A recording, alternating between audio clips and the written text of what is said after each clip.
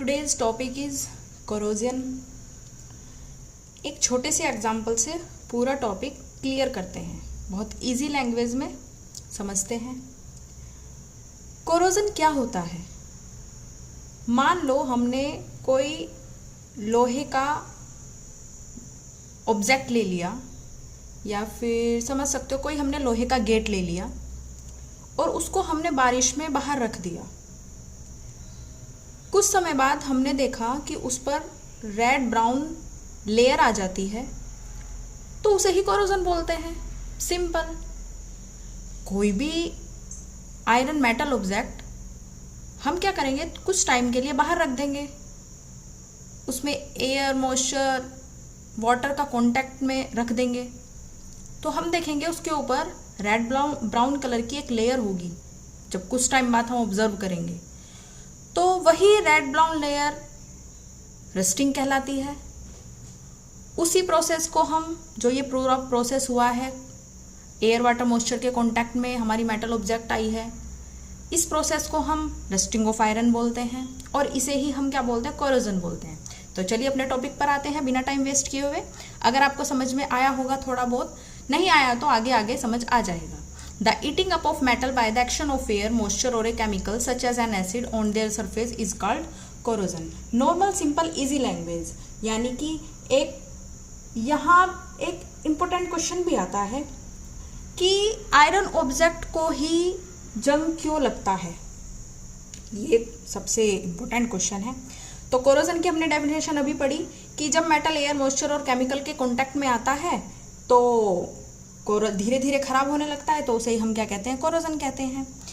Chemical contact मतलब acid के contact में आ जाए, एयर मॉइस्चर के कांटेक्ट में आ जाए, तो क्या करता है वो धीरे धीरे उसकी सरफेस को खराब करने लगता है, डिस्ट्रॉय करने लगता है, तो उसी को ही क्या बोलते हैं, कोरोजन बोलते हैं। Corrosion of iron is a continuous process. Corrosion of iron एक कंटिन्यूअस प्रोसेस है which ultimately eat up by the whole iron object, यानी कि पूरी आयरन ऑब्जेक्ट को वो खा जाता है, खराब कर देता है। उसी कोरोजन ऑफ आयरन को हम क्या बोलते हैं, रस्टिंग बोलते हैं। अब रस्टिंग ऑफ आयरन की बात करें, when an iron object is left in damp air और वाटर, यानी कि एयर और वाटर में छोड़ दिया जाए कोई iron object for a considerable time, कुछ टाइम के लिए, it gets covered with a red brown flaky substance, यानी कि एक red brown flaky substance cover हो जाएगी उसके ऊपर। उसको ही हम क्या बोलते हैं, रस्ट बोलते हैं, जिसको हम जंग बोलते हैं। जंग उसी को ही बोलते हैं। This is called rusting of iron, और इसी प्रोसेस को हम क्या बोलते हैं, रस्टिंग ऑफ आयरन बोलते हैं। Rust is mainly hydrated iron third oxide is. अब रस्ट का जो फॉर्मूला बोल सकते हो आप, रस्ट को हम केमिकल नेम बोल सकते हो, Fe2O3.XH2O, ये उसका केमिकल फॉर्मूला, केमिकल नेम है। अब condition necessary for the rusting of iron, यानी कि हम क्या, ये कंडीशन अगर अप्लाई करें हम रस्टिंग ऑफ आयरन से बचाने के लिए आयरन ऑब्जेक्ट को, तो हमारा जो आयरन ऑब्जेक्ट है वो सेफ रहेगा, उसके ऊपर जंग नहीं लगेगा। तो क्या है, अगर हम उसको एयर के कांटेक्ट में ना जाने दें, ऑक्सीजन के कांटेक्ट में ना जाने दें, और वाटर के और केमिकल के कांटेक्ट में ना जाने दें मेटल को, अगर हम उससे बचाकर रख सकते हैं तो हम अपने मेटल ऑब्जेक्ट को कोरोजन फ्री कर सकते हैं। अब प्रिवेंशन पढ़ते हैं। Prevention of rusting. Rusting of iron can be prevented bye paintings करके हम रस्टिंग ऑफ आयरन से बच सकते हैं। Rusting of iron can be prevented bye apply greasing और ऑयल और ग्रीस करके बच सकते हैं। It can be prevented bye galvanisation, यानी कि एक लेयर वाइटिश कलर की एक लेयर होती है, उसको अगर हम उसके ऊपर कवर कर दे तो उससे बचा जा सकता है। It can be prevented by tin plating and chromium plating, यानी कि टिन प्लेट और क्रोमियम प्लेटिंग करके हम बच सकते हैं रस्टिंग से। It can B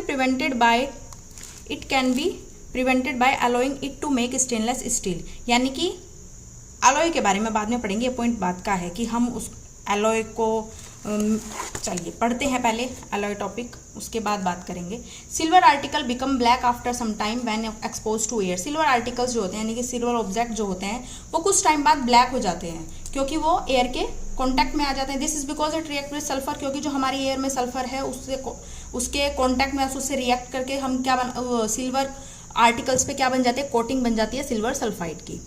copper react with moist carbon dioxide. अब कॉपर रिएक्ट, जो कॉपर मेटल्स है हमारे पास, कॉपर ऑब्जेक्ट है, वो रिएक्ट करता है मोइस्ट से carbon dioxide in the air, यानी कि जो एयर में कार्बन डाइऑक्साइड है उससे रिएक्ट करता है and slowly loses it shiny, और उसकी जो शाइन होती है वो धीरे धीरे खत्म होने लगती है। Brown surface shiny brown surface धीरे धीरे खत्म होने लगती है and gains a green coat, और एक ग्रीन कलर की कोटिंग आ जाती है उसके ऊपर। This green substance is copper carbonate, और इसी ग्रीन सब्सटेंस को हम क्या बोलते हैं? कॉपर कार्बोनेट बोलते हैं। आपने देखा होगा हमारे पास तांबे का जग या तांबे का ग्लास होता है, अगर वो एयर के कांटेक्ट में हो, यानी कि एयर में क्या होता है, कार्बन डाइऑक्साइड होती है, तो कार्बन डाइऑक्साइड से वो रिएक्ट करने के बाद जो उसकी ब्राउन सरफेस होती है, यानी कि जो जब हम नया लाते हैं और शाइन करती है, तो उसकी शाइनी ब्राउन सरफेस डल हो जाती है। डल होने के बाद वो एक ग्रीन कलर की कोटिंग में चेंज हो जाती है, तो इस ग्रीन कलर के सब्सटेंस को हम क्या बोलते हैं? Copper carbonate. Iron when expose to moist air for a long time acquires a coating of a brown flaky substance called rust. अभी बताया कि आयरन को मॉइस्ट एयर में अगर उसके कांटेक्ट में आ जाए तो एक ब्राउन रेड ब्राउन कलर का फ्लेकी सब्सटेंस उसके ऊपर कवर हो जाता है, उसी को ही हम क्या बोलते हैं? रस्ट बोलते हैं, जंग बोलते हैं। अब अलॉय वाला कॉन्सेप्ट बहुत इंटरेस्टिंग होने वाला है अगर आप थोड़ा ध्यान दें।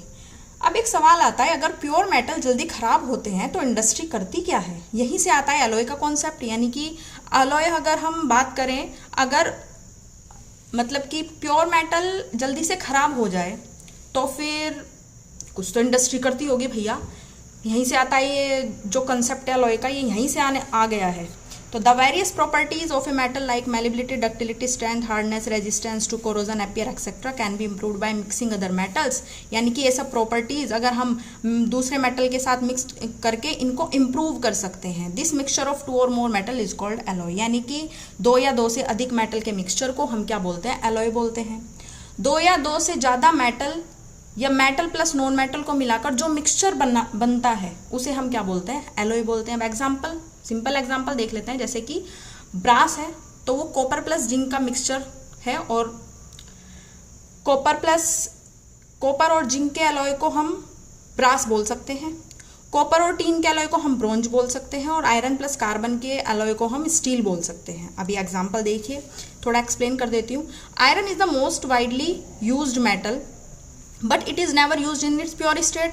बहुत ज़्यादा मात्रा में तो यूज़ करते हैं हम आयरन का, लेकिन प्योर स्टेट में नहीं करते। This is because pure iron is very soft, क्योंकि प्योर आयरन तो बहुत सॉफ्ट होता है एंड स्ट्रेचेज ईजिली, और बहुत आसानी से खिंच सकता है व्हेन हॉट, जब हम उसको गर्म करें।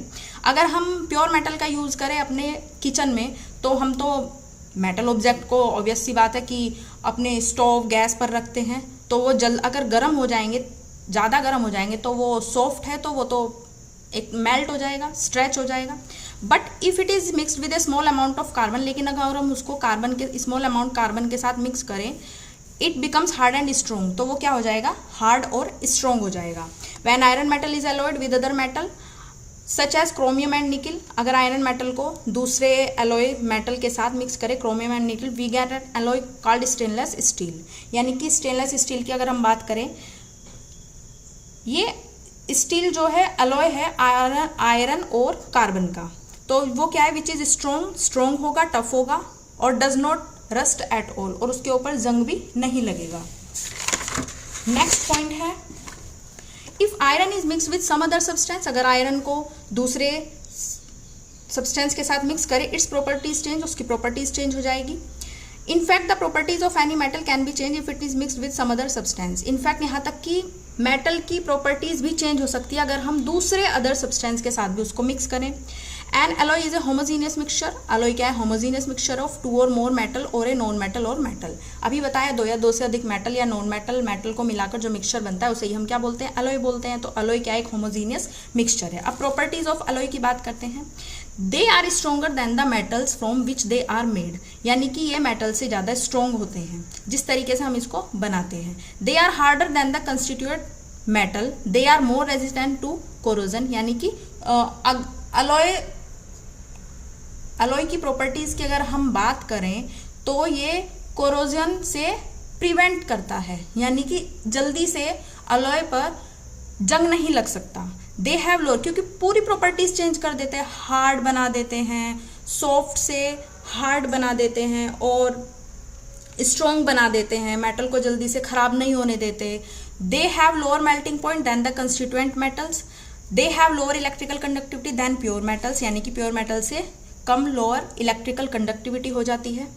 अब ये सब अलॉय की प्रॉपर्टीज़ हैं जिनसे हम कोरोजन रस्टिंग से बच सकते हैं। तो जो अलॉयज आया है इंडस्ट्रीज़ में वो यहीं से आया है, यानी कि जिससे हम अपने मेटल ऑब्जेक्ट को जंग लगाने से, रस्टिंग से, कोरोजन से बचा सके, प्रिवेंट कर सके। अब अलॉय ऑफ गोल्ड, यानी कि गोल्ड के अलॉय की अगर हम बात करें, pure gold known as 24 carat gold, सबको पता है 24 कैरेट गोल्ड का ही प्योर गोल्ड होता है, वो बहुत ज़्यादा सॉफ्ट होता है। It is therefore not suitable for making jewellery, और हम बिल्कुल प्योर गोल्ड की ज्वेलरी बना ही नहीं सकते, ऐसा हो ही नहीं सकता। It is alloyed with either silver और copper to make it hard. Jewellery hard substance में कन्वर्ट होती है और उसमें हम गोल्ड में सिल्वर और कॉपर मिलाकर ज्वेलरी बनाते हैं, यानी कि 22 कैरेट गोल्ड की ज्वेलरी बनती है। 2 कैरेट उसमें हम सिल्वर और कॉपर का मिक्सचर करते हैं, तब जाकर हमारी ज्वेलरी तैयार होती है।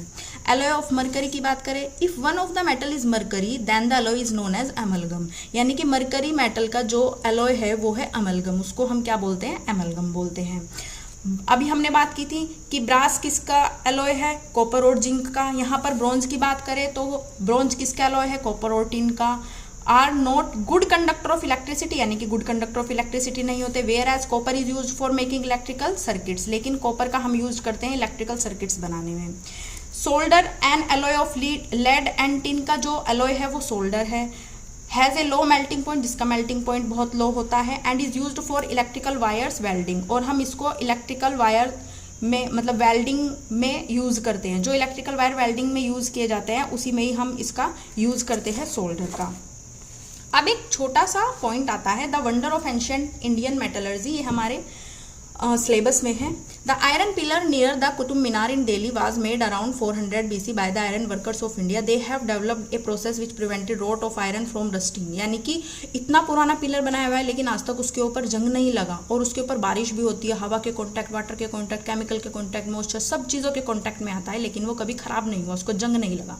This is likely because of formation of a thin film of magnetic oxide, ऐसा इसलिए क्योंकि उसके ऊपर एक पतली परत चढ़ाई गई है मैग्नेटिक ऑक्साइड की, Fe3O4 on the surface. As a result of finishing treatment given to the pillar, painting it with a mixture of different salt, painting की गई है डिफरेंट साल्ट से, then heating and quenching. The iron pillar is 8 metre high and weight 6 ton, यानी कि 6000 kilogram उसमें wait है, और उसकी जो हाइट है वो 8 मीटर है। तो आज तक उसके ऊपर जंग नहीं लगा, यह एक वंडर है हमारी एंशिएंट इंडियन मेटलर्जी का। अब बात करते हैं कि स्टील अलॉय है या प्योर मेटल, ये आपके लिए मैं क्वेश्चन छोड़कर जाती हूँ। आप मुझे कमेंट करके बताइए कि जो स्टील है वो अलॉय है या प्योर मेटल। अगर वीडियो अच्छी लगी तो लाइक करें, सब्सक्राइब करें। Thank you for watching.